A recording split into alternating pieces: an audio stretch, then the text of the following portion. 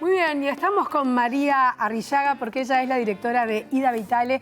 Hizo, esta es su primer largometraje y su primera realización y que muestra a una Ida Vitale no, digamos, biográfica, sino como desde una mirada totalmente poética. Vamos a darle la bienvenida para que nos cuente un poco más sobre esta realización. ¿Cómo estás? Bienvenida. Hola, muchas gracias, Soledad. Muy bien. Un placer recibirte. Además, sos la nieta de Carlos Maggi, que era, bueno, amigo de Ida Vitale, así que toda esa generación del 45 te es bastante cercana, por lo menos en lo familiar y en los afectos. Pero, ¿cómo es que surge en principio la idea de hacer este documental? Uno enseguida piensa, bueno, Ida Vitale este año cumple 100 años, recibió un montón de premios, sin duda que está buena la idea, pero tiene que haber habido como un germen concreto, calculo.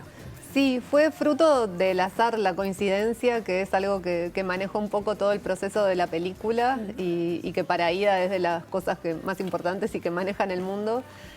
Cuando le propuse a Ida hacer esta película, ella se había mudado a Uruguay hace unos meses después de vivir muchos años en Austin con Enrique Fierro. Sí, su marido. Su marido, que cuando él fallece ella se vuelve con décadas puestas en cajas de sus dos vidas y con un orden en su departamento y una atención a otra nueva etapa después de los 90 años. Y coincide toda esa época con un reconocimiento que se le empieza a dar, distintos premios que había tenido en España, también en Francia, en México. Y bueno, le propongo hacer esta idea, pero no tenía nada que ver con el personaje público, sino con un interés en su sensibilidad, en su mirada, en haber compartido con ella tantas etapas y tantos momentos en la vida, y en ese momento ver su curiosidad, su asombro y su forma de ver, como si fuera una transmisión directa, como que te mete en un túnel al poetizar la realidad y hace que empieces a ver diferente.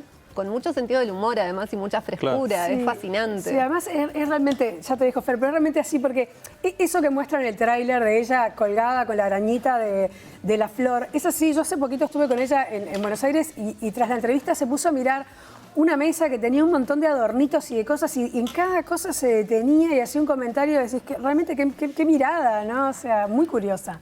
Estaba pensando que también está bueno que ella es generación 45, y recién decías, bueno, nieta de Carlos Maggi, es mucho más que nieta de Carlos Maggi, vivieron juntos, Carlos, con tu madre, con mi abuela, con tu abuela, sí. Ahí va, con tu abuela, o sea, es casi familiar Ida Vitale, no solamente generación 45 y todo lo que ella genera, sino que de alguna forma estuvieron bajo el mismo techo las generaciones, la familia, fueron bueno, la familia. Es una linda anécdota que cuando se casaron las dos parejas, María Inés Silva Vila, que era mi abuela, y Carlos Maggi, con Ángel Rama, que fue el primer marido de Ida, y junto a Ida, compartieron gastos alquilando una casa Está en Esposito, ¿no? En la calle Martí, y bueno, ahí nació Ana María, mi madre, y Amparo, Claro. la hija mayor de Ida, y publicaron sus primeros libros, como que era esa generación en auge, creciendo. Y para vos, que vos sos montajista, bueno, estás con el audiovisual, trabajás desde distintos lugares de la comunicación, ¿cómo se mezcla toda esta sangre Maggi, Vitale, etcétera, etcétera, ¿no? Rama, o sea, es como que naturalmente Mucha uno piensa... letra. Claro, uno piensa como que naturalmente tenías que ir para este lugar de la comunicación, pero no es tan fácil. Y no sé si naturalmente al cine, fue como un interés O que al fue cine, surgiendo, y igual también hay distintos intereses hacia la literatura y otras artes. Pero con Ida fue un poco una revelación, fue justamente ella que era el único hilo que quedaba con toda esta generación y una admiración por su sensibilidad y su forma de descubrir el mundo, que le propuse en un almuerzo familiar: Ida, vamos a hacer una película juntas, y al principio me dijo, ¿qué me vas a filmar? Como te voy a tener que inventar un argumento, como así muy... Pensando que tenga que ser un personaje. Me la imagino, Claro, sí. Y después se dio que a los meses ganó el Cervantes, le dieron esa noticia, y todo fue dándose de poder viajar con ella. Ese fue, digamos, como, Sí. si bien por lo que tengo entendido, por lo que pude investigar, ya habías hecho algunas filmaciones en la casa y ella, no sé, en cosas, en actividades cotidianas. Ese fue como el mojón, ¿no? Viajar con ella y con Amparo a recibir el premio y registrarlo. Sí, fue así una vez que nos enteramos del premio. Ahí les propuse ir a documentar ese momento y a empezar la película, y quedaba un lugar de los pasajes que España daba para poder viajar con la familia. Y fue después de ese momento de decisión que empecé a ir a su casa con la cámara. Ahí va. Que ya nos estábamos viendo muy seguido las familias, pero ese momento de poner la cámara y que nada interrumpiera el vínculo, como que los encuentros siguieran sucediendo Claro. con la misma naturalidad como si hubiera sido una actriz siempre, pero de forma natural. Bueno, estaba la Sí. confianza, eso siempre en este tipo de películas es muy importante. Yendo como a la estructura del documental, ¿por qué es que decidís esa estructura que tiene que ver con el abecedario que empieza a la A y termina con la Z? La estructura, yo sabía que iba a ser una película fragmentaria, no tenía muy claro cómo iba a ser. Es como un retrato hecho de pinceladas, de alguna forma, en movimiento, como que son distintas facetas de Ida reveladas en la película. Y en la pandemia, que tuvimos que detener el rodaje, me encerré a editar ahí como en la casa familiar de Las Tocas, donde vivía mi abuelo antes, un amigo me mostró el libro Léxico de Afinidades, que yo me había sumergido en toda su obra, pero ese era el único que me faltaba leer, y de nuevo el azar, como abrí la primera hoja, que es esa hoja de intenciones que habla del caos del mundo y de un orden imposible, y que hasta que no llegue ese orden ideal, el más cercano es el alfabético, Sí. dicho de otra forma, y fue como un hallazgo de decir, bueno, la estructura va a ir por acá, tiene que ver con esto, porque tiene que ver con Ida, con su poesía y con cómo ella vive también desde las cosas que van ocurriendo sin un orden aparente. Y le ponía un orden de paso, o sea, Claro. en el buen sentido, decir, además Sí. te venía como diciendo, bueno, esta es la estructura. Un orden imposible a la Sí. vez, porque sigue siendo caótico sin revelar demasiado. Y quiero hablar también de Inés Vázquez, que es la compañera y productora Sí. de esta gran aventura, que cuando vine de ese primer viaje le propuse, nos conocemos de toda la vida, y que participara del documental desde la producción. Conoció a Ida, también se hicieron amigas, y fue también la sonidista. Es un modo alternativo un poco de hacer más chico, de hacer Sí. cine, y nos fuimos 2 veces más de viaje con Ida después, las 3, acompañándola y también haciendo la película y descubriendo el mundo desde sus ojos. Claro, con su mirada. Claro, también Ida desde el 2015 para acá ha recibido un montón de premios, un montón de galardones, y tal vez ha despertado la curiosidad de nuevas generaciones. También me parece que hay como un legado también de tu obra y la de Inés de abrir los ojos para la nueva generación de Ida, que está ahí, que cumple 100 años y que forma parte de una generación que prácticamente se está yendo, pero de una generación que ha ganado muchos premios. Es como una linda responsabilidad esa, ¿no? Generacionalmente hablando. Es una linda responsabilidad de transmisión de su obra, de generar un interés en su obra, y también en su manera, en esta forma que ella tiene de caminar por su mundo de las palabras, pero muy en contacto con la realidad, como para ella una planta, una tortuga o el premio Cervantes con los Reyes de España, en algún punto despierta su interés genuino, y es muy auténtica en ese contacto con lo que la rodea, y esa transmisión, compartir ese entusiasmo que ella nos transmitió, y esa forma de poetizar la realidad y poner en palabras lo que va descubriendo, creo que es contagioso, y que va como que genera ahí una hipnosis con esa manera de... No, y además yo de creo sentir. que es muy interesante la poesía de Vitale. Yo creo que es muy diferente, además que creo que por eso también puede cautivar a las nuevas generaciones, porque sale de ese lugar de hacer poesía sobre el amor, ¿no? Además ella, por ejemplo, lo ha dicho en distintas entrevistas, ha dicho, me acuerdo en la Feria del Libro, dijo, el amor se siente, no se escribe. Bueno, es su postura, ¿no? Claro que hay grandes textos sobre el amor, pero lo que te quiero decir es que está buenísimo porque ella es eso, es esa mirada hacia la naturaleza, hacia los insectos, hacia las plantas, hacia, yo qué sé, el clima, lo que sea, que me parece que está bueno y que puede ser muy moderno en realidad. Totalmente, y hay, si buscas algún poema escondido... Alguna cosita de amor. de amor, Y bueno, sí. hacia Enrique y hacia momentos, pero tal cual, las veces que le he preguntado era como en ese momento se escribía menos. Sí, Claro. sí, toca. ¿Cómo fue el tema de la selección de los textos que aparecen en el documental? Porque esa también es una tarea ardua, o sea, ya tiene mucho escrito. Sí, bueno, una vez que empecé ya había leído poemas y algunos libros a través de la vida, pero ahí realmente me sumergí en su obra y fui subrayando y marcando y eligiendo los poemas que intuitivamente tenían que ver con esto que estamos hablando, con esta sensibilidad tan particular y este retrato.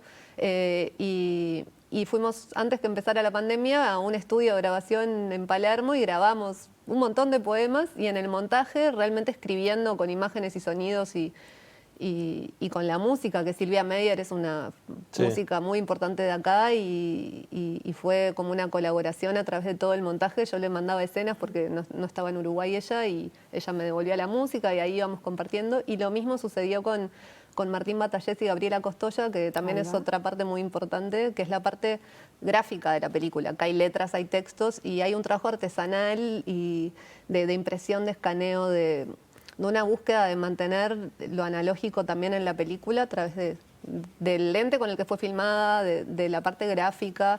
Y bueno, fue un intercambio con Inés y con ellos permanente en esos años de montaje. Y bueno, y ahí verán el resultado. Es una personalidad contemporánea mundial, Ida, o sea, a veces nosotros tenemos que salir un poco a mirar la fotografía más de afuera, que para eso también sirve la película, pero también te lo planteo al revés. ¿Cómo sentís que se ve la historia de Ida vista por tus ojos, montada por vos, por Inés, con la música de Silvia y demás? ¿Cómo sentís que se recepciona? Porque es una figura mundial. O sea, todo el mundo alguna vez encontró algún detalle de Ida, leyó algo, la vio, la escuchó, la leyó en alguna entrevista. ¿Cómo sentís que se ve desde afuera? ¿O qué querías mostrar para afuera también, más que para la uruguayés? Realmente en el proceso de la selección del material, de la edición, de la escritura con imágenes y sonidos, era más una propuesta interior de cuál era el punto de vista y la voz a través de la cual, como decisiones, por ejemplo, la única voz que aparece en la película de distintas formas es la de Ida. Era como poder comunicar, transmitir, sensibilizar de cómo ella vive sus días y el mundo, y esto que ahora este año cumple 100 años, pero esto siempre fue así. Como hay un texto de María Inés, de mi abuela, que escribía sobre la generación del 45, que dice que Ida era la única persona que ella conoció, que se sorprendía que eran las 5 de la tarde con el reloj puesto, como una forma también de estar en su propia sintonía, pero siempre en relación directa. Y entonces no me pregunté tanto cómo la iban a ver afuera o aquí, sino más bien como un retrato particular de esta forma necesaria hoy de transmitir. Claro, ¿no? Como un retrato poético, porque, claro, como bien has dicho en alguna entrevista, para saber datos biográficos se va a internet y se encuentra. Entonces, no tenía como mucho sentido hacer esa reconstrucción de paso a paso de su vida, sino esta mirada tuya. Y sobre de ella. compartir con ella. Sí, como una, tiene que ver. ¿Cómo te fue con Ida con la película? O sea, ¿la vio? La vio, sí, obvio, la vio esa ya primera 3 vez. veces. Sí, me imagino. Bueno, fue antes del preestreno que hubo el año pasado en el Teatro Solís, cuando finalmente la terminamos con todos los detalles, la postproducción de sonido que fue durante un mes con Daniel Jafalián, el color, con Color, y terminamos todo. Fui a su casa y se la mostré a ella y a la hija. Y Amparo, eso te iba a preguntar también, la opinión de Amparo.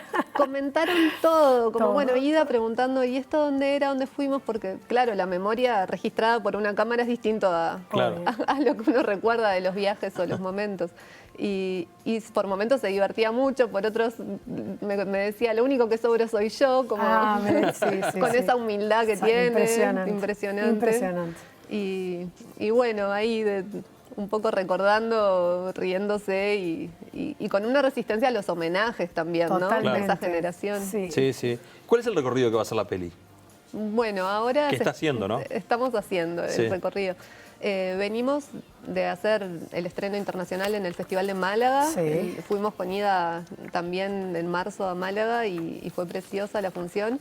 Y después presentamos en Barcelona por Casa América. Ahora ya podemos anunciar que a fines de agosto va a estar en el Festival Sanfic en Chile, en Santiago. Bueno. Sí. Y ahora el 3 de agosto se estrena acá. Exacto, el 3 de agosto se estrena en Uruguay, en distintas salas comerciales, en DAIF Alfabeta, en Cinemateca y en el Sodre, en la sala B. Y también en el Florencio Sánchez ese jueves 3, y una vez por semana en el oeste de Montevideo vamos a presentar las películas, que se sabrá más información en los próximos días con horarios. Y bueno, después en septiembre y octubre vamos a hacer una gira nacional. Qué lindo.